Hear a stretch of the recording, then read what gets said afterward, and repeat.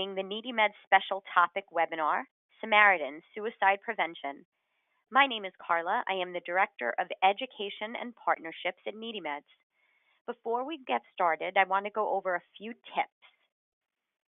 You can type any questions you may have throughout the presentation into the questions section of your GoToWebinar control panel. Just know that we will reserve answering questions until the end. If we don't have the time to answer your specific question, we will follow up with you personally via email within about a day. Of course, we encourage you to reach out to Samaritans or NeedyMeds sooner if needed. So, of course, I'll provide the contact information for both organizations also at the end of the presentation. You can find copies of the PowerPoints used during this webinar in the Handouts section of your GoToWebinar control panel. Also, this webinar is being recorded and will be available for viewing on the NeedyMeds YouTube channel soon. So you can certainly feel free to share this presentation with others. So with that, let's go ahead and get started with who is NeedyMeds. What you're looking at on your screen is our mission statement. NeedyMeds is a national nonprofit. Our goal is to connect people to programs that will help them afford or save on their healthcare expenses. And we do that free and anonymously through our website, needymeds.org, and our helpline, 1-800-503-6897. Here's a screenshot of the NeedyMeds homepage. Our website is really the face of our organization, and as you can see, it is full of resources. In particular, you can find healthcare cost savings resources under the Patient Savings tab and educational resources under the Advocates tab. We also encourage you to check out or subscribe to our YouTube channel, where you can find videos on a broad range of healthcare-related topics and where you'll be able to find a recording of today's webinar soon. Please be sure to always check out the calendar of events on the bottom right side of the page, where you can register for all of our upcoming free webinars. So per our mission statement, which you saw earlier, an important part of our mission is educating people. And we do that by letting them know about NeedyMeds and the resources we offer, but also by letting them know about other resources and important healthcare topics, which is why we are so pleased to have a representative from Samaritans Inc. with us today. Let me tell you a little bit about Samaritans. It is a suicide prevention nonprofit. Their mission is to reduce the incidence of suicide by alleviating despair, isolation, distress, and suicidal feelings. In this webinar, you will learn about risk factors and warning signs for suicide, how to talk to someone who may be suicidal, and basic steps in getting a suicidal person help. Now, let me tell you a little bit about our panelist, Lauren Jablinski, who will be walking us through this information. Lauren is the Director of Community Education and Outreach at Samaritans Inc. The prevention program, which Lauren has been leading for the past 4 years, is tasked with providing educational workshops to youth, gatekeepers, and elders to identify those at risk for suicide and suicide prevention strategies. Lauren received her Bachelor of Arts from the University of Rhode Island and Master's of Education School Counseling from Bridgewater State University. Beyond her work at Samaritans, she is also a licensed school counselor at Reading Memorial High School in Massachusetts. So without further ado, I'm going to pass the screen and the mic to our host, and hopefully to our guest, and hopefully I'll be able to do that seamlessly. That may take just a moment, so bear with me. Thanks so much for your patience, everybody. And just a reminder, as I transfer the screen and the mic over to Lauren, I will remind you that should you have any questions, you can feel free to type them in at any time again, and you could do that in that questions section of your GoToWebinar control panel. Lauren, I'll pass it over to you now. Thanks, everybody. Thank you so much, Carla. Hi, everyone. Thank you so much for joining this afternoon to learn more about Samaritans suicide prevention, intervention skills, how you can speak with someone and hopefully get someone help who might be at risk for suicide. As Carla mentioned, my name is Lauren Jablinski. I am the Director of Education and Outreach at Samaritans. I have been here for 4 years. What I'm going to talk to you all today is about who Samaritans are and what we do, who can access us, what our services will provide for anyone who has either been affected by suicide, who might be struggling with thoughts of suicide, and anyone who might just be looking for educational services. I'm going to talk to you about our 3 main components of what Samaritans offers. And then I'm going to talk about what are events that people go through in their lives that can put them at higher risk of suicide. I'm going to dispel some myths. I'm going to talk very directly about this. So I just want to put out to the audience that this is a heavy subject. This is a subject that I know can bring things up for people. It can be a trigger for some people. So please know that it's very important that you take care of yourself. And then if this at any point feels like it is coming to be too heavy for you, it's going to be too much for you, that it's okay if you need to step away from the webinar, if you need to disconnect. I will not be offended by that. It's really, really important for me that everyone takes care of themselves while they're having a conversation like this, and we're all keeping each other safe. So with that, I will get into today's objectives, which is, as Carla had mentioned, is really for you all to learn about Samaritans, to learn about the warning signs, how we can identify anyone who might be struggling with suicide, whether it's things they're saying out loud, changes in their behaviors, or physical appearance changes. I'm going to break those down for you. And then really opening up the subject of having a conversation with someone. How do you go into a conversation? How do you ask directly? Is it okay to ask directly? Some do's and don'ts around that conversation. And then finally, how to best support those that are in crisis. So just to reiterate Samaritans programs, anyone can call our helpline 24 hours a day. It's all free, it's all anonymous, and it's all confidential. And that number is 1-877-870-HOPE. And I'm going to talk more about our services and our helpline in just a minute. So it's really important for everyone to really understand, how do people get to the point where they're feeling suicidal? So the slide that I have for you all is suicide facts and figures. And I'm just going to touch a little bit about this because I don't know if anyone here might be from around Massachusetts, but at Fenway Park, about 37,000 people are able to fit into Fenway Park. You'll see on this slide that about 45,000 people die by suicide each year. In Massachusetts alone, there's 4 times more deaths by suicides than there are homicides. There's 2 times more deaths by suicides than there are car accidents.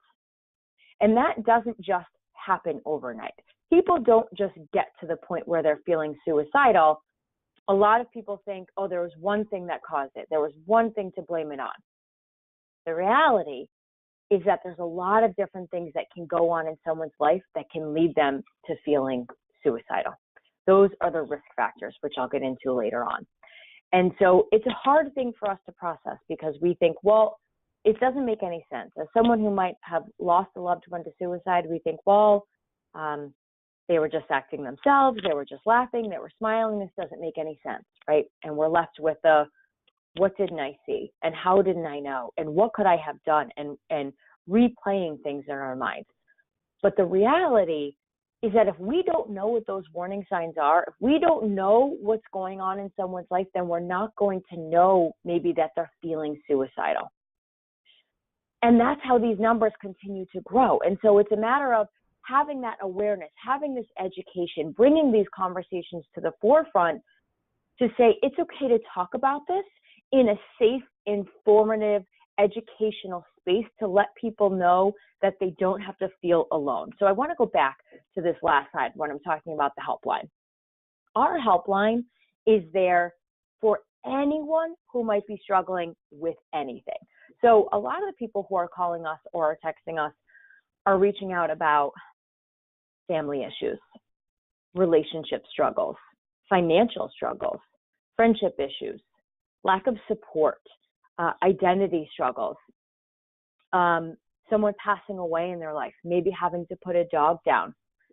Those are all real events and experiences that I think anyone can identify with. And people think, well, how does someone, reach out to a suicide helpline?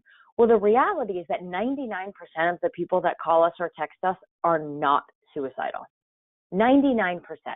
So that means almost everyone that's reaching out to us just wants someone to talk to, just wants to feel heard, wants to feel understood, and wants to feel like they matter. Because when someone is feeling suicidal, it's not actually that they want to die.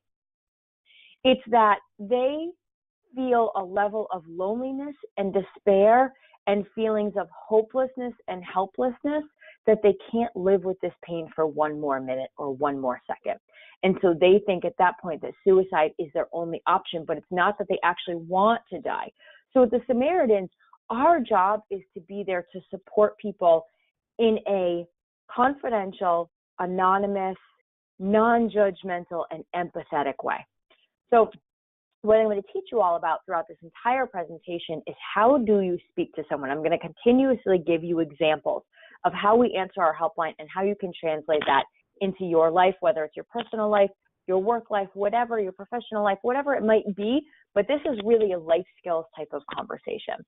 So, when someone says that maybe they are struggling with some things going on at work, maybe they're afraid they're going to lose their job, or they heard that their boss is not happy with them about something, our instinct is usually to try and solve the problem, is to try and fix it, is to try and make it go away. So we'll say things like, well, have you tried to do this? Well, what about going to do that? Well, have you talked to this person? Well, you should go here first. We want to give them advice. We actually teach our volunteers not to give advice. We actually teach them not to tell people what to do. We tell them not to try and fix it. Because when we say something like, well, have you done this? Have you tried this? It might put their back against the wall and make them feel defensive. Now, our job is to listen in a non-judgmental, empathetic way. So the way that we respond to that is to say, wow, it sounds like you have a lot on your plate. And I'm hearing the heaviness of how this is weighing on you right now. And I can imagine that you might be feeling really stressed out about losing your job potentially, or maybe that your boss isn't happy with you. I think anyone might feel that way. And so that's completely normal. And I wonder what I could do to support you. I wonder what might be helpful for you going through this difficult time. Because what people really want is to say, oh, they hear me. Oh, they're trying to empathize with the situation. Now, notice I didn't say, I'm so sorry to hear. We actually say on the helpline, save your sorries. Because when we say, I'm sorry, it lends the thought process of, I can't put myself in your shoes. But if we say, I could understand that's really difficult, means you're trying to empathize with the situation. Means you're trying to understand where are they coming from. No one's ever going to have the same experience. No one's ever going to go through the same thing. How we go through our own events in our life depends on our environment, depends on our supports, depends on other different factors that have happened that have not been a part of another person's life that might be a situation that they're similarly going through. So we never want to say, oh yeah, I've been through that too, and then this, and then you'll be fine, right? Because I don't know if that's the case, and I don't know if you're going to be fine. I don't know if it's all going to work out. And so for me, it's almost like I'm giving expectations that I can't actually deliver to, right? So what I want to say is, I know this can be really scary. And what I want to know is, what do you feel would it be helpful for you in this moment? What feels like it's the heaviest thing? And I wonder what we can do to work together, right? So I'm not going anywhere. I want to hear you. I want to understand exactly what's going on for you. And I really want to hear more about what might be contributing to this. So on the helpline, it's really important that people know that they can call us or text us about any single thing that might be happening. It's 24 hours a day. So I said earlier that it was anonymous and confidential. So let's just say that someone texts in. When they text in to us, they're texting from their cell phone. But for us, it comes in on a computer. And when we're answering on the computer, it comes up and it says text SMS 53 or text SMS 37 or text SMS 82. It's just the number of the text that we've gotten that day that shows up on the line for us. Now, maybe someone texts in and I say, hey, my name is Lauren. Thanks so much for reaching out. Would you like to share your name?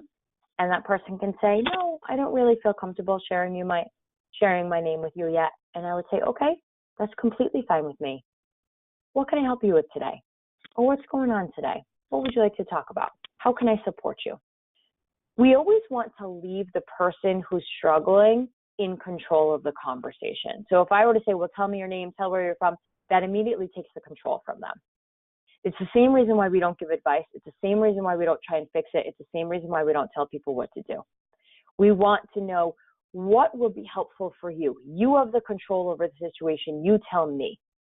I wonder what might be going on in your life. You tell me. Rather than, oh, you feel this way, or you should do that. It says, I have control over the situation.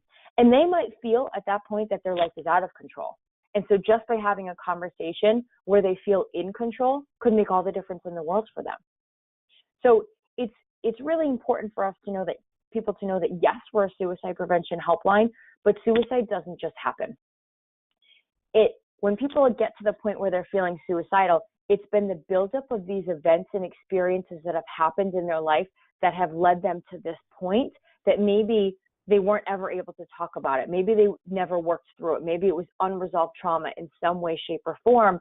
And we're trying to unpack that. And we're trying to help them build coping skills, build resiliency, find protective factors. That's all really, really important when it comes to helping someone who is suicidal. When we try and fix things, it doesn't make them do the hard work. We need them to do the hard work. And that kind of goes back to people not wanting to talk about suicide because it's uncomfortable. We don't want to do things that are uncomfortable, right? But when it comes to mental health, that's how it has to work. People have to get to a point where they feel empowered, where they believe in themselves. That's really what the Samaritans is there to do, is to empower people to say, we believe in you. But if we say, I believe in you, that doesn't make them automatically believe in themselves. So it's going through the steps. What are things that help you? What are things that make you feel good about yourself? And can you try and do that little by little? And us staying with them to say, you don't have to do this by yourself. So we're not getting to the point of, it's all going to work out, it's all going to be okay, because that's big picture, right? And kind of putting a Band-Aid on it. But taking a step back and saying, this sounds really hard for you. What can we do right now to try and help you work through one step of this? Once we get to that, then let's get to the second step. After that, then we can think about the third step, right? So we're just kind of trying to break it down for people in a very calm and authentic way, you know? So the people who are answering our calls and our texts are volunteers. So those volunteers can be a 15-year-old, that volunteer can be someone in their 70s. And people will think, well, how does someone who's a 15-year-old help someone who's in their 70s? Completely fair, and vice versa, right? But what I was saying before is that no matter what, none of us are going to go through the same experience. Someone who is in their 70s did not grow up with cell phones or social media as part of their adolescence. Someone who's in their adolescence who grew up with social media and cell phones did not grow up in the same time frame that someone who might be in their 70s are. So it's completely different. But what we can say is, I could understand that life could be really hard for you at this point. I could understand that you've been through a lot in your life and that feels really difficult for you. That makes complete sense to me. And I know that I want to help you. And I'm ready to be very authentic and vulnerable with you to help you through that. And what people really want at the end of the day is someone who isn't afraid to be authentic. Because the more authentic you are, the more vulnerable someone is willing to be with you, and that's where the work is done. That's where someone isn't afraid to dig in and start to try and figure out what are the things that are going on in my life that are really difficult that I need to work through, because they trust you. Everything in life comes down to trust and communication. So that's a really important part of what the Samaritans does, and I'll come back to all of this later. But just in terms of talking about our other programs, so I'm in charge of our education program. And so that means that my job and my team's job is to go out into the community. So we cover geographically in terms of our education and prevention workshops. We cover all of basically Massachusetts. We go Boston, west of Boston, south, east, north. We go into schools. We go into middle and high school classrooms. We teach adults, so we teach a lot of school faculty and staff on how to work with their students. I train a lot of physicians, nurses, nurse practitioners. I work with a lot of social workers, psychologists, school social workers, and then I also work with the elderly, and I go into assisted living communities, with assisted living facilities, and speak with elders who have been through any type of life experience. And then our other program is our post-vention services. So that's for our grief support for loss survivors. So let me just tell you a little bit about language. So a loss survivor is someone who's lost a loved one to suicide. An attempt survivor is someone who's attempted to take their life and has lived through it. So our grief support services is for someone who's lost a loved one to suicide. And those are what we call safe place meetings. Think of it as like an AA meeting.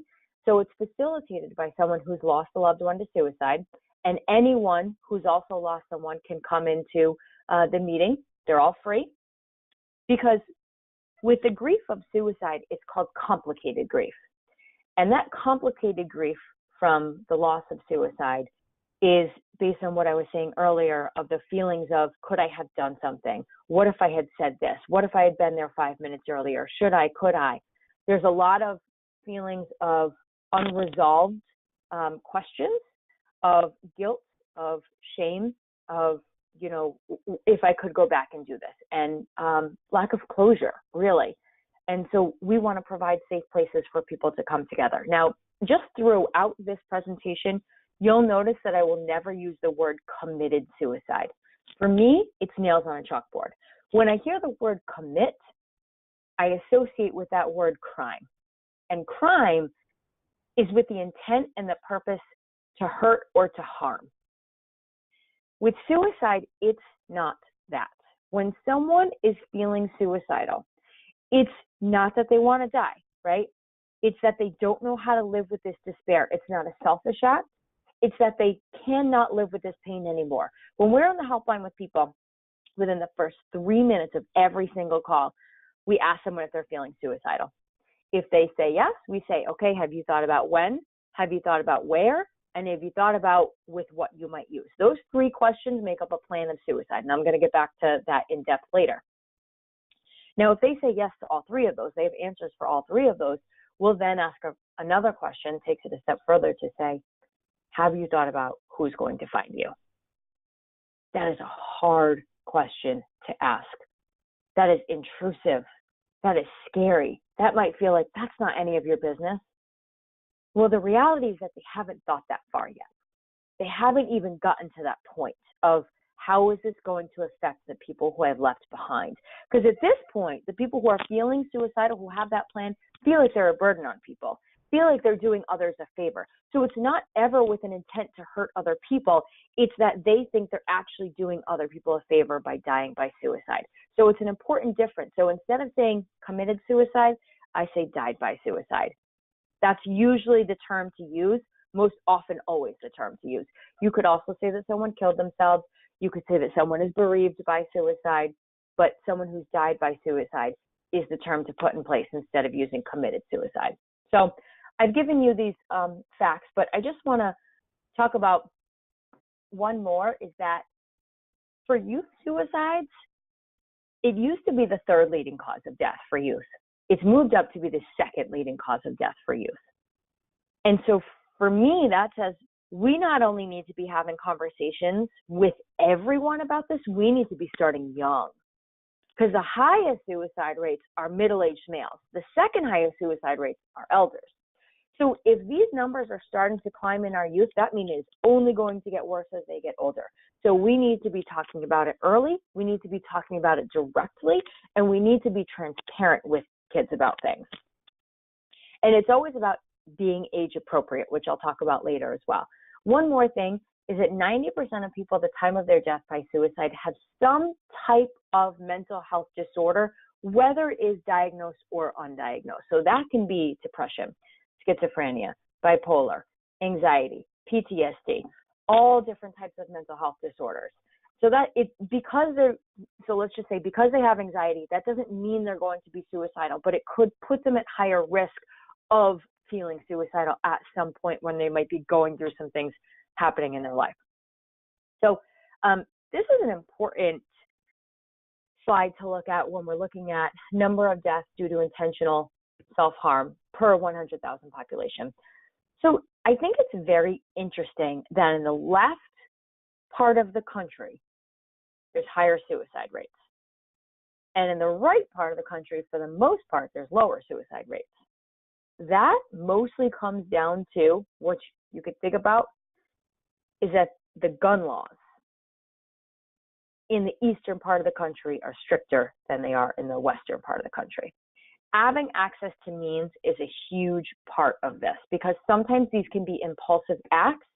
So it's really important in terms of gun laws is the safetyness around this, is making sure that any type of means are restricted access, that people do not have access to any type of means in the case that they do decide to take their life. So this is a true or false slide that I use. So I'm just going to go through this first one.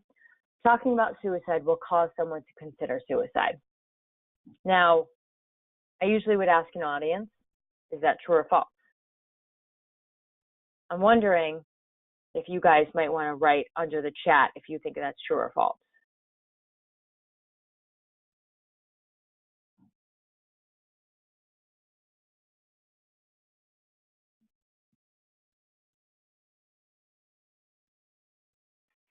So this is Carla. I will chime in because, Lauren, I'm not sure if you can see the responses, but the overwhelming response from our audience is false. Great. Thank you so much. I could not see it, so I appreciate that. So you are exactly correct. Now, you'd be surprised the amount of people that I go up against who still say, oh, you can't bring that workshop in here, that presentation. Someone's going to think about suicide. False. The reality is that people want to be asked about it. They want to be asked directly about it, in fact. They want to have a conversation about it. They're hoping you'll talk about it, right? And what I always say if I'm talking to administrators is, if they say that to me, I say, well, let's talk about sex ed for a second. Because do we think that just because we're not talking about it, that's not happening? Right? So it's just a matter of just because we don't talk about things doesn't mean they go away. In fact, it makes it worse because it makes people feel more isolated. It makes them feel like there's something wrong with them. It makes them feel like they're crazy or they can't feel that way or they can't have those conversations. So they hold it all in to the point where then they might feel like they're going to explode, right? So I say, no, let's open up the conversation and say, this is real.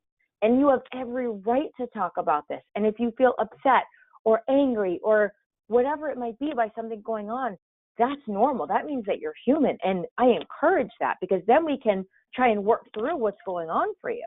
So it's an important, piece to point out. So just a couple other things for you to see. People who are suicidal usually warn those around them. That's very accurate. That's always very hard because when we're left with the loss of someone to suicide and we think we just saw them, they were smiling, they were laughing, it doesn't make any sense. The reality is that the warning signs are always there. It's just a matter of do we know what those are.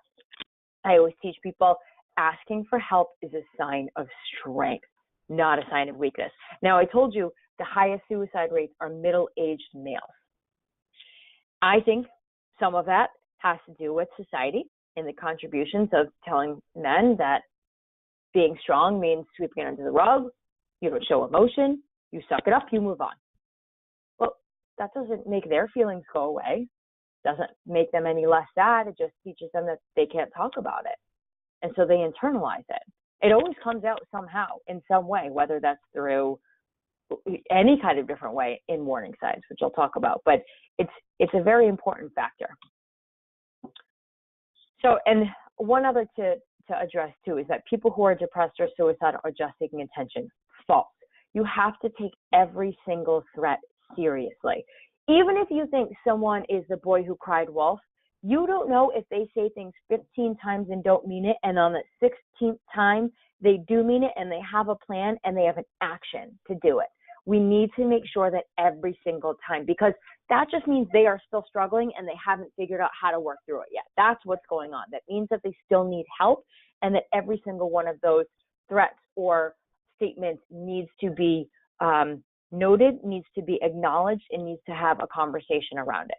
So some of this complexity about suicide. So I've talked about some of this, that it may be a precipitating event prior to a suicide attempt, but it's usually more complex than just one isolated thing, that it's not a desire to die, that the closer that someone is to taking their life, the less likely they might be to ask for help, right? And again, with the Samaritans, our job is to intervene earlier before it gets to be too late. So that's why we want people to know you can call us about anything. You can text us about anything that's going on so that we can try and intervene. And the way that I try and think about this is, let's take breast cancer, for example. Breast cancer is something that was not talked about probably 10, 15 years ago, right? It was taboo. It was related to sexuality, talking about the breast, right? All these different reasons. Until doctors realized, well, actually, women can very easily check themselves before they wait until they're 40 to get a mammogram. So if we talk about it and we bring awareness to that, then maybe women won't be dying in such high numbers by breast cancer. And that worked. And so now in October, I always see the guys on the football fields wearing pink. There's always walks and runs and 5Ks about it, right? I always know as soon as I see pink in October, I immediately associate with breast cancer. Same thing goes for suicide. We're not always going to be able to help save every life. But if we are more aware of what we're looking at, that we know someone is struggling, the better chance we are to intervene and get someone help before it gets to be too late, which is why we need to be having these conversations. So talking about risk factors. Risk factors are the events and experiences that happen in someone's life that might lead them to feeling suicidal. You see this list on here: family history of suicide, previous suicide attempts, physical and mental illness, depressive disorders. Some people can live with thoughts of suicide but never actually take it a step further. So they might have suicidality, which is what we call. They have feelings or thoughts of wanting to die but never thinking about a plan, never thinking about action steps, but just having that sadness inside of them. Anyone who has a loss, stressors, substance abuse, lack of access to behavioral challenges that LGBTQ people face, homelessness. So here's what I think about if you boil it down to a lot of these things. Loss. Loss is a central theme that is a part of a lot of these different factors. A relationship breaking up, that's a loss. Losing a job, that's a loss. When we have maybe a divorce happening, a relationship breaking up, maybe that also means that we don't have a support system that we had from our spouse's family. There's a loss there. Maybe then we have to move houses.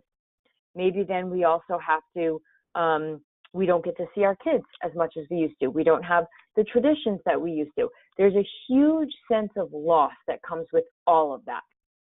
If you lose your job, maybe you were the breadwinner, but maybe you also characterized yourself based on being good at what you did. And when you lose your job, you might think, well, what am I and who am I? And it might contribute to thoughts of worthlessness. And then if you can't find a job, it might contribute to thoughts of hopelessness. And those are the two main feelings that someone is having when they're feeling suicidal.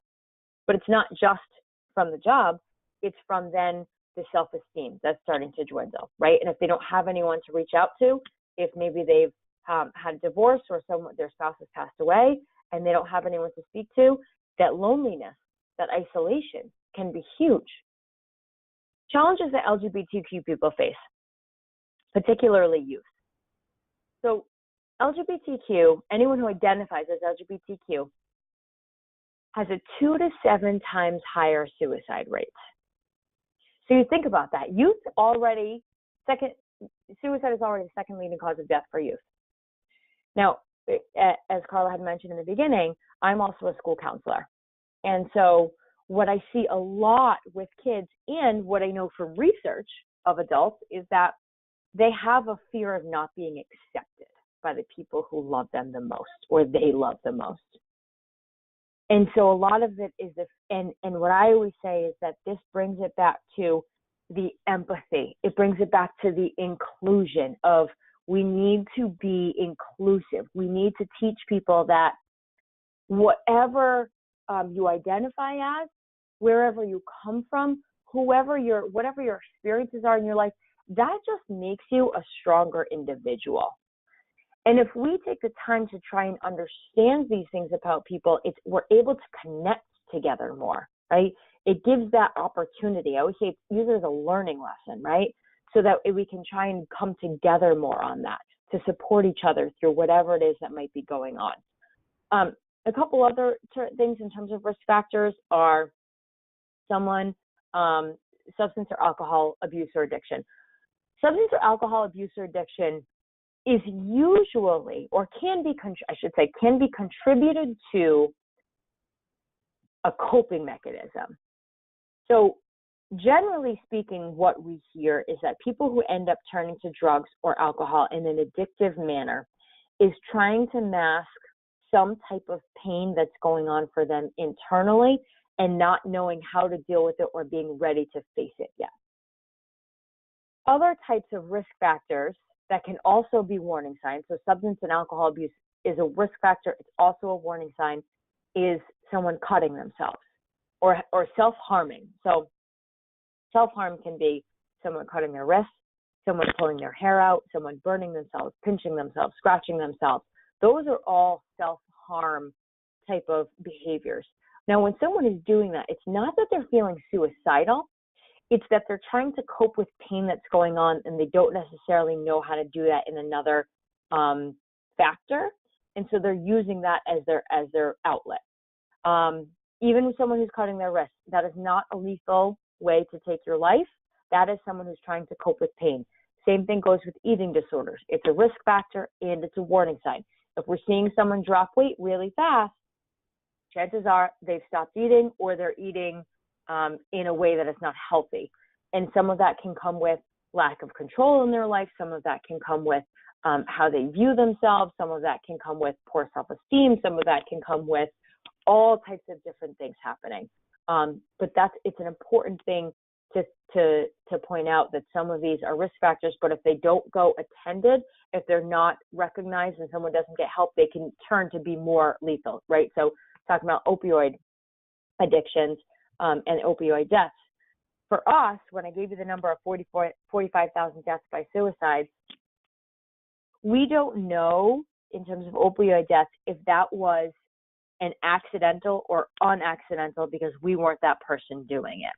And so it's only about what it was reported as. So if it was reported as accidental, then it goes to an opioid death. But it goes to unaccidental, then that means they took those to die by suicide. So it's a fine line, but those things can certainly parlay into a deeper spiral of ways that they're coping. So talking about warning signs. So with warning signs, how I was saying earlier, is that I break this down into 3 different categories. There's verbal warning signs, physical warning signs, behavioral warning signs. So verbal warning signs, going back to taking threats seriously and that people aren't doing things for attention. If someone is saying, I hate my life, I'm not good enough, what's the point? Sometimes I wish I could sleep forever. Sometimes I feel like people would be better off if I weren't here. Those are all direct verbal warning signs. So now when we hear that, sometimes we might think, don't say things like that. You don't mean that. Or of course everyone would miss you. What are you talking about? You've got XYZ person in your life. Because we want them to feel better. We want them to be okay. We want them to not feel that way. So it all comes from a good place. Now, if I were to take a step back, I'm thinking, okay, this is a really heavy statement, and I want to know what's going through their minds. So I'm going to acknowledge it. So I'm going to say, wow, that's a pretty heavy statement to say, that sometimes you feel like you wish you never had to wake up. And when you say something like that, I wonder what you might be feeling in this moment. Or I wonder what might be going through your mind when you're having this type of conversation. Give it a couple seconds, see what they say. You can say, I know when people might say statements like that, it's because they might be having thoughts about suicide, or they might be having thoughts about not wanting to live anymore. And I wonder if that might be a way that you're feeling right now. So I'm basically saying this isn't necessarily about you. I just know other people say these things, and I just wonder if you might also be feeling that way, right? So it's just, I'm acknowledging what you're hearing. I'm not afraid to talk to you about it. And in fact, I want to understand more. That's what people really want. That's what gauges them to say, oh, you're someone I can have a conversation with. If we say something, oh, you'll be fine, it's not that big a deal, that belittles it and invalidates their feelings and makes them think, well, I guess I'm not going to talk about that anymore. And they probably are going to shut down whether they say it or not. And then you might be dead in the water in the conversation. So it's all of this is about how do we go about the conversation. And it's all that empathetic listening. So if I'm saying, oh, you'll be fine, that's judgment. If I'm saying it's not that big a deal, judgment. Everyone feels this way. Everyone else deals with it, judgment. But wow, that's a lot. You know what? I'm really glad that you're talking to me about this. I'm really glad that you're sharing this with me, because that's a lot for anyone to hold on their shoulders. And I can imagine it's probably pretty scary to say something like that. So thank you so much for sharing that with me. People want to be acknowledged for what they're putting on the table, right? It's really hard to be vulnerable. It's hard to be vulnerable about anything. Never mind that you're having thoughts about suicide being vulnerable. Think about that level, right? And so I always want people to know, I see how hard that is, and I applaud you. And that means that you are real, and that means you want to talk about it. They're basically saying, will you talk about this with me? I need help. That's what they're saying in those statements. So it's really important that when we're hearing someone talk about suicide, that we're very much paying attention to that, acknowledging it, stopping in our tracks. The other thing is that if we hear someone say that, don't call them out in front of a group. Don't say them in front of anyone else. It's a one-on-one conversation. So whether you hear it in a group, you hold on to it, you get up from whatever you're doing in the group, and you say, hey, Joe, do you want to come take a walk with me, or I'm going to go get a coffee, do you want to come with me, or whatever it might, make an excuse to have a one-on-one conversation. And that's when you say, hey, I heard you earlier when you had made a statement, and it stuck with me a little bit, and I just wanted to check in with you. And then you go into what you heard, you repeat it back to them, and everything that I just said. So don't be afraid to have a conversation with them. Don't be afraid to address it. They want you to address it. So other things to pay attention to, physical changes. So like I was saying before, changes in weight, changes in appetite. The hygiene is an important thing. If someone is not brushing their hair, brushing their teeth, wearing clean clothes, and we know this is not because of an economic issue, a lot of that comes out in I don't care about myself. The reasons behind the lack of hygiene or the lack of caring about appearance is because I don't care. So I don't even think about it. It doesn't matter. When I don't care about myself, why would I even think about trying to take care of myself? That just kind of falls by the wayside, right? So that's how the warning signs are coming out in their type of general appearance. But it could also be, some just even that we notice that they're tired a lot recently. And that's not usually what we know about them. That, usually maybe they don't get a ton of sleep, but usually, they get enough sleep and they're okay. But we notice maybe in the last couple of weeks, month period of time, they've seemed really tired. They haven't really been coming to work as much. They haven't been reliable. They haven't been answering calls or texts. They've just wanted to sleep all the time. That's because their mind is up all night, running, thinking about all the things that they're stressed out about. Now, with warning signs are not things that happen overnight, and it's not going to be just one of these warning signs. It's going to be somewhere between 2 to 5 warning signs, and it's going to be happening over 2 weeks or more period of time. So this is in context of people that you see, that you know, that you talk to quite a bit, and you know their patterns, their behaviors, how they usually interact, how they usually talk. That's how you want to be looking at this framework for the warning signs. Because oftentimes it's family members that might have known something, and even if they didn't know something, if they went back, that they may have recognized to see, oh yeah, he was doing this, or she was doing this, or this might have happened, or so that's an important thing to pay attention to. In terms of behavioral warning signs, if someone is not doing things they usually like to do, if they're not, maybe it's like something they usually do on a Friday night and that's something they enjoy and they're not doing that anymore, that's something you want to be paying attention to. If they are having outbursts, like they're, you're like, hey, how's it going? You're like, don't talk to me. Oh, what just happened? What's going on there, right? And it has nothing to do with you. Anger is a surface level emotion. So when someone seems angry, it's usually because they are not able to communicate at that time how they're actually feeling inside. Maybe that's feelings of being misunderstood. Maybe that's feelings of frustration with the situation. Maybe it's being sad about something, whatever it might be, but it comes out as anger or defensiveness even sometimes, because they're not able to communicate and say, I'm really upset about this thing, or I'm really sad about this, or I'm feeling really frustrated about X, Y, and Z. So when someone is angry, it's really the boiling point of all of those feelings inside that are coming to the surface. Excuse me. If someone is giving away prized possessions, calling you out of the blue, putting your affairs in order, reckless behavior, so substance abuse, overuse of drugs, not taking their drugs that they usually should be, not going to doctor's appointments like they should be, refusing to participate in any type of physical health activities that they should be, having unprotected sex, maybe driving drunk. Not that all of the reckless behavior comes about from them not caring about the consequences. So again, this comes from them not caring about themselves. If they feel hopeless, if they feel helpless, they're thinking, I don't have a future. What's the point? So why would I behave in a way that's going to take care of myself? Because I don't care what the consequence is going to be. It doesn't matter to me. I don't care what happens to me. So that's where that reckless behavior kind of comes in. So again, with the warning signs, it's what do you know about someone to be different?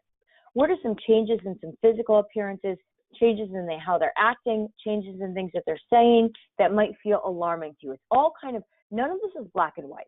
So a lot of people think, well, what was this reason behind it? It's never going to be just one reason. It's very hard. Suicide, mental health is all gray, and that it bases situation to situation. But if you are worried about someone, if you see any of these, please, please, please have a conversation with them. And it's not, hey, I noticed that you're sleeping lately. Are you suicidal? Or I noticed you're not taking your meds that you need to be. Are you suicidal? But it's that, I've known you for XYZ period of time. Our relationship is ABC. And so I just wanted to check in on you. And I hope you know that if there is ever anything going on, I hope you know you can always come to me. I hope you know you can always have a conversation with me. And, just kind of gauge their interest. And they might say, oh, what's all this about? Or, what are you talking about? Whatever. So, well, I've noticed lately that, I've been hearing you make some statements that have just kind of sat with me a little bit uncomfortably in terms of just being worried. I've noticed that you haven't really been as talkative as much. You've been pretty tired lately and, not really wanting to engage in certain activities that you usually like to do. And, I just wanted to see how you're doing, see if there's anything going on, and, just kind of check in on you, because I know life can be really hard sometimes. I know that things can come at you that you don't expect. I know people can be really difficult, and I know that it can feel really lonely when some of those things are happening. And so I just want you to know that if anything is ever happening, you can always have a conversation with me. That is what opens the door. Now, they might say, no, I'm fine. I just had, a couple tough days, but I'll be fine. It's all okay. You say, okay, that's totally fine. And, it's important that you know that this is not a just one-time deal, that no matter what, you can always come and talk to me. Now, people will ask me, well, you have that conversation, like, is it okay to bring it up again? Is it okay to ask again? Yes. You bring it up, and you bring it up, and you bring it up if you don't think that they're getting better. If you don't think that they're okay, you continue to check in on them. You continue to have these compassionate, engaging conversations. Because If we don't say anything, that basically says to them that you are ignoring it or you're uncomfortable talking about it. They want to have the conversation. They want you to engage with it. Even if they don't say it, I promise you they want you to engage. So it's just a matter of, I know you said before, last time we talked about this, that you weren't, you were okay, but I just thought I'd touch base with you. I know I still see some things going on, and I just think it's important that we continue to check in, we continue to care about each other. And so, I'm here. If there's anything going on, I'm here. That never hurts. It never hurts to continuously let someone know that you're here. So how can seemingly isolated events add up? So I want you guys, this is going to give you kind of a visual, to picture a 60-year-old woman who's had her share of stressors in the course of her life. So we're going to talk about some things that might go on. And what this yellow squiggly line represents is basically imagining that she's standing in a pool of water. And we're going to say it's some grimy water since the background is green. And that this pool of water continues to fill up as each different struggle happens in her life. So at age 30, her mom dies. At age 35, she starts a high-stress job. At age 40, she gets divorced. Age 45, diagnosed with depression. Now, look, all these three things, any one of these can already get her to this point of maybe feeling depressed. Age 50, she breaks her hip. 55, becomes addicted to painkillers.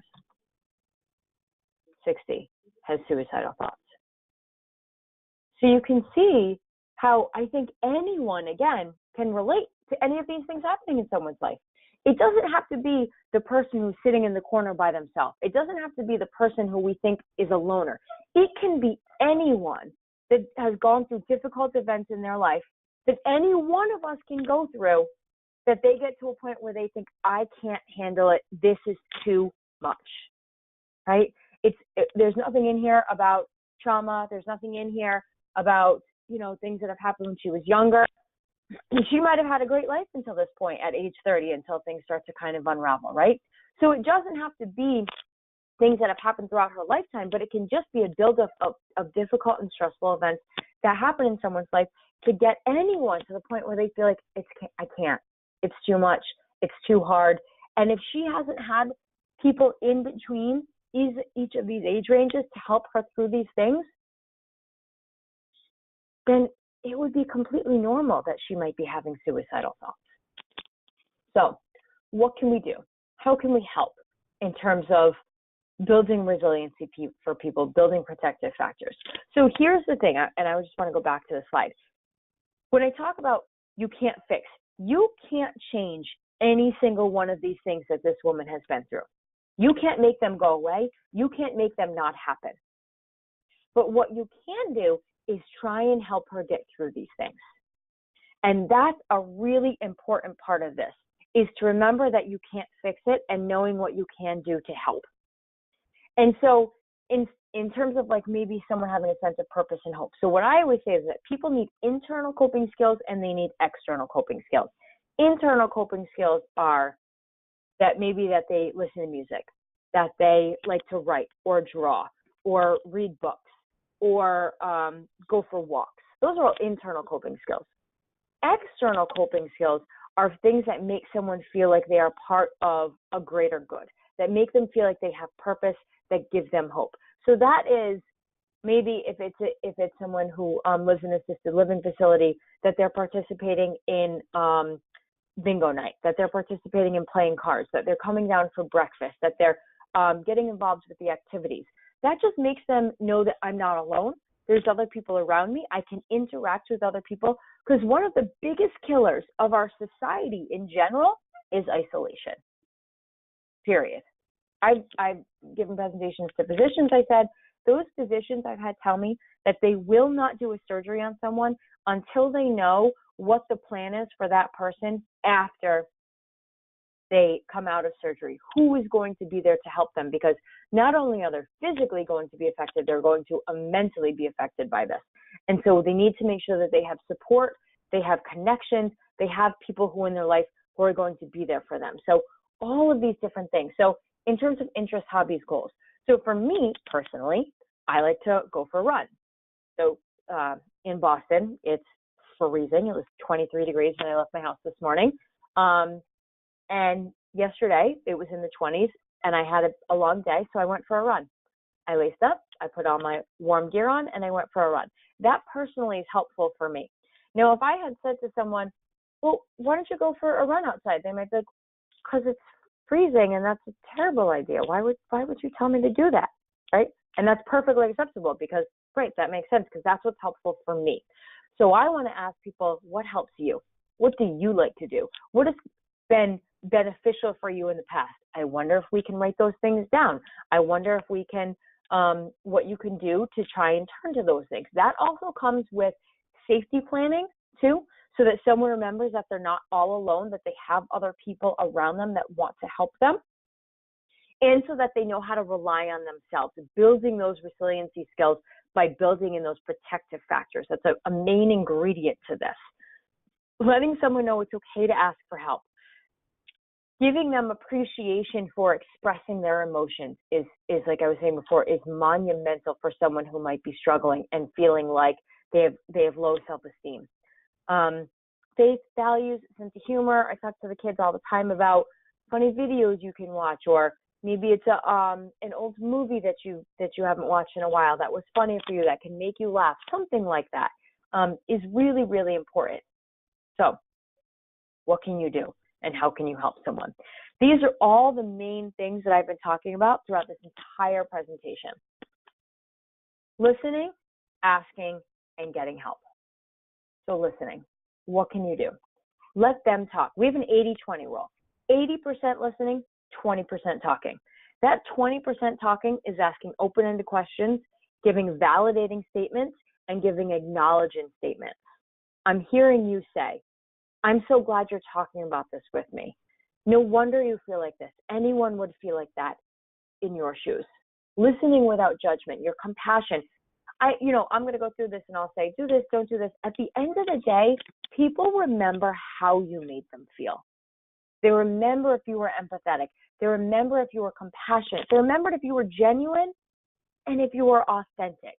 That's really what people want. So when we brush them off, that goes as, I don't really care. When we say, you'll be fine, that's putting a Band-Aid on it, trying to move on, saying, I'm not someone who wants to talk to you about this. So, just giving them a space to talk about it, validating their feelings can make all the difference in the world for someone. So what you'll notice is that all the questions I've been asking have been what and how and I wonder questions. I've never asked a why question. Well, why do you feel this way? Well, why do you think this is happening? That's going to put them on the defense. That's going to back them into a corner, because that's what this whole conversation is about, because it's never just one thing. And when we say why, that leads to the idea that you don't understand what they're going through because you're thinking it's only one thing, but the reality is that's probably a buildup of a lot of things. So try and stay away from why questions.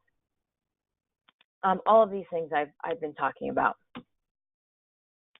Be direct and be ready to engage and support them if someone says yes or no when you're asking them if they're feeling suicidal. So again, you're not going to ask them out of the blue.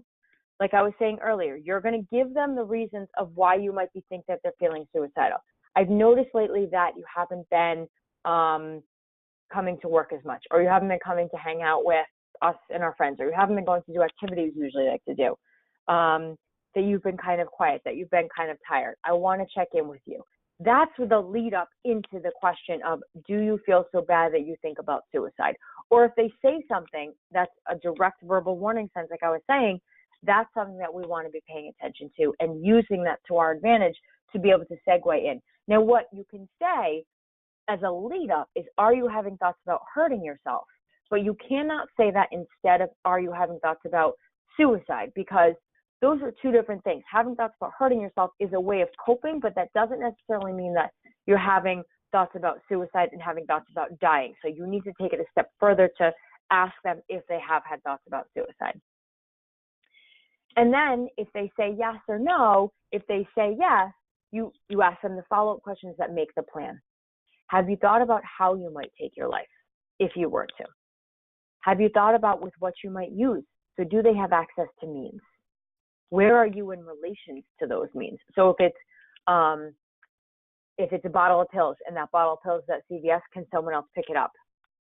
If the bottle of pills is in the bathroom, can they speak to you while they're in the living room? That's what we're doing when we're on the helpline with people.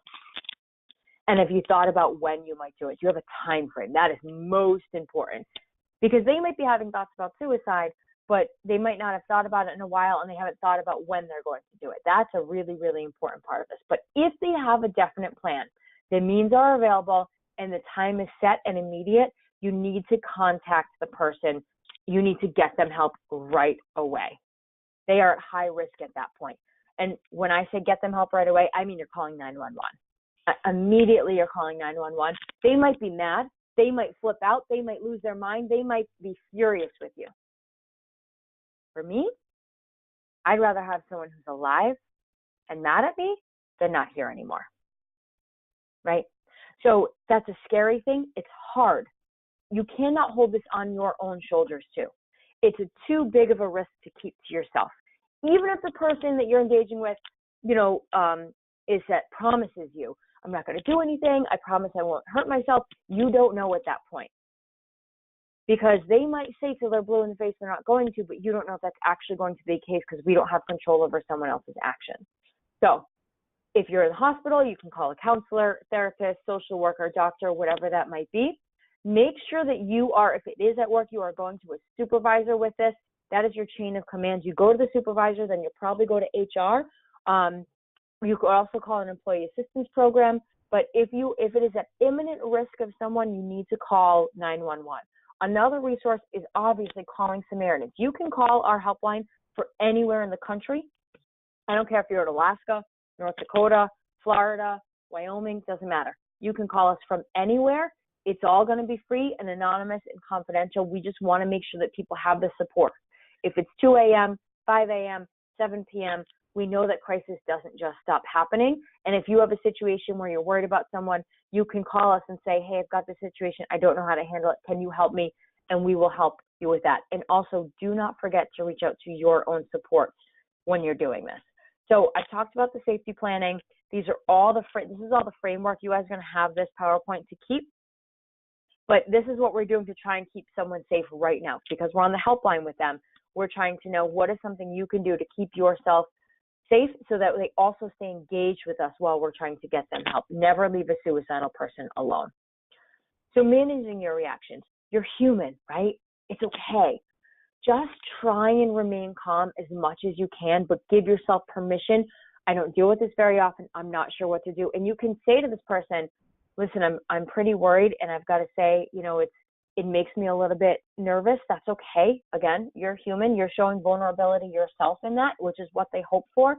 But I do know that your life is too important, and I can't not get you help, right? You don't need to be the expert. You don't have to have all the answers. Remember the 80-20 rule. People, give them the space to talk. You don't need to fill the silence. Let them fill the silence. And make sure that you're using all the possible resources available to you. Our helpline, the National Suicide Prevention Lifeline, which is available in English and Spanish. SAMHSA, which is the Substance Abuse and Mental Health Services Administration, they have a helpline that you can call or reach out to in terms of addiction, mental health, how that all relates. And then Emergency Services Program for Mobile Crisis Intervention. So no matter what takeaways with this, I hope this has been helpful for everyone, is to not be afraid to engage with someone, that it's okay to talk about this. It's okay to be direct about this. That's what someone wants. And don't handle this on your own. Make sure that you're using your own support systems and that you're doing self-care too. If you've just helped someone through a difficult situation, make sure that you're doing something to take care of yourself after. Whatever your coping mechanism is, going for a walk, whatever that might be, watching a funny movie, listening to music. Make sure that you do that for yourself to take care of yourself. So thank you all so much for attending this. I really appreciate it. And I hope that this has been helpful for everyone. Lauren, thank you so much for taking time to share your expertise with the NeedyMeds audience. And of course, I want to remind our audience that if you do have questions, and I see a couple coming in, you can go ahead and type them into that questions section of your GoToWebinar control panel. I will just mention that we do our best here at NeedyMeds to populate our calendar of events, which I pointed to in the beginning of this webinar. You can find that on the bottom right hand of our homepage. And we do our best to populate that calendar of events with webinars that we feel the NeedyMeds audience would be interested in. Here's a couple of ones coming up in December. If you're interested in learning more about NeedyMeds, we hope you join us for our overview webinar. We try and do those once a month. And we do have an MS webinar coming up focused on wheeled mobility. But of course, that's just for next month, and we do have webinars scheduled through 2019.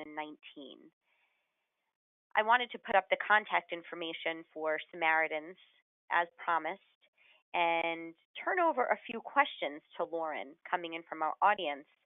Actually, a couple of them, and I see a couple of the audience members, they had asked the questions earlier on and then responded saying that you had already gotten to it, Lauren, later on in your presentation. One of them is, and maybe we could take the time to repeat this actually, somebody noticed that Samaritans was based in Massachusetts, and they were wondering, can they reach out if they're located in a different state, and if you had other resources. So I know that Lauren put up on the screen a moment ago other resources available. A reminder that you can find a copy of Lauren's PowerPoint presentation in that handout section, so you can always have that information at your fingertips.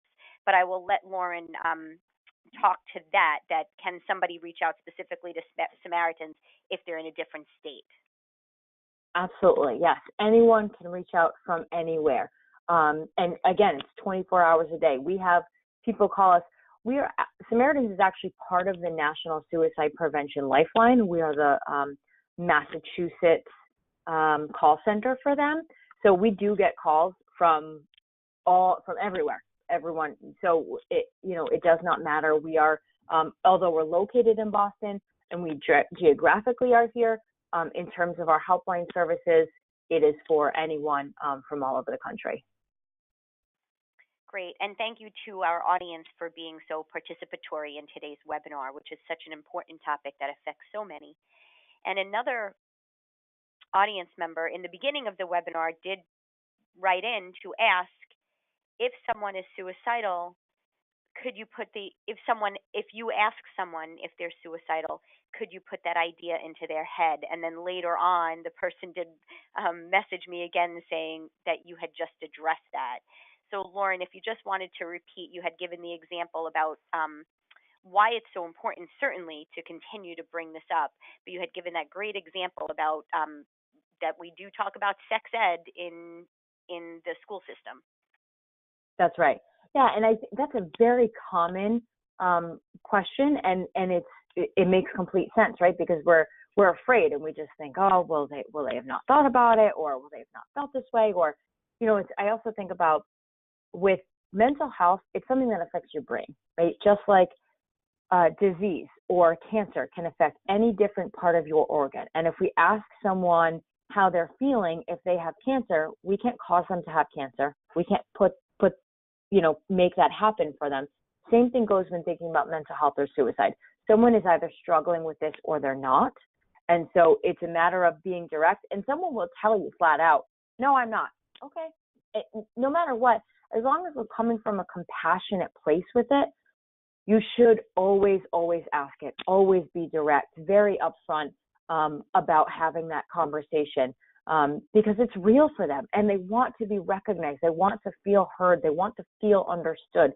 That's, at the end of the day, always what to keep in your mind, that being direct, being honest, asking that question very straightforward is so that you know that you see them. You let them know that they're important. You're in the moment with them, which pays dividends to how someone is feeling. It really does, and that's one of the things I always appreciate when we have an expert from Samaritans host a webinar for the NeedyMeds audience, that these are great tools and resources, but you continue to point out, Lauren, as do your colleagues, that people may be attempting to help somebody in a crisis situation. They're not an expert, and they don't have to pretend to be.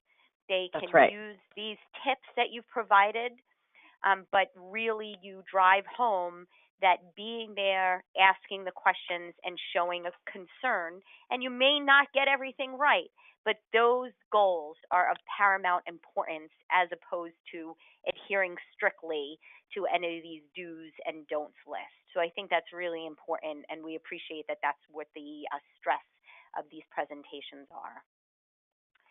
So I do want to remind everybody also that we will work as quickly as we can to convert this webinar into a video and post it onto that NeedyMeds YouTube channel. It usually takes us about a day or so to do that, so I would say check back tomorrow or the beginning of next week. In the meantime, we can't stress enough, if you need to reach out to Samaritans, you can do that 24/7 at the number on your screen. And of course, please remember that NeedyMeds would like to also be a source of support if you're having trouble affording your medication costs and healthcare needs. Again, if Lauren didn't get the chance to answer any of your questions, she will get back to you via email. And we encourage you to visit their website and the NeedyMeds website to learn more and to stay engaged. Thank you, everybody, for taking time out of your day to learn some really important tips from our experts at Samaritans Inc. Thanks for your time, and Lauren, thanks again for sharing your expertise with the NeedyMeds audience. Be well, everyone, and enjoy the day. Take care.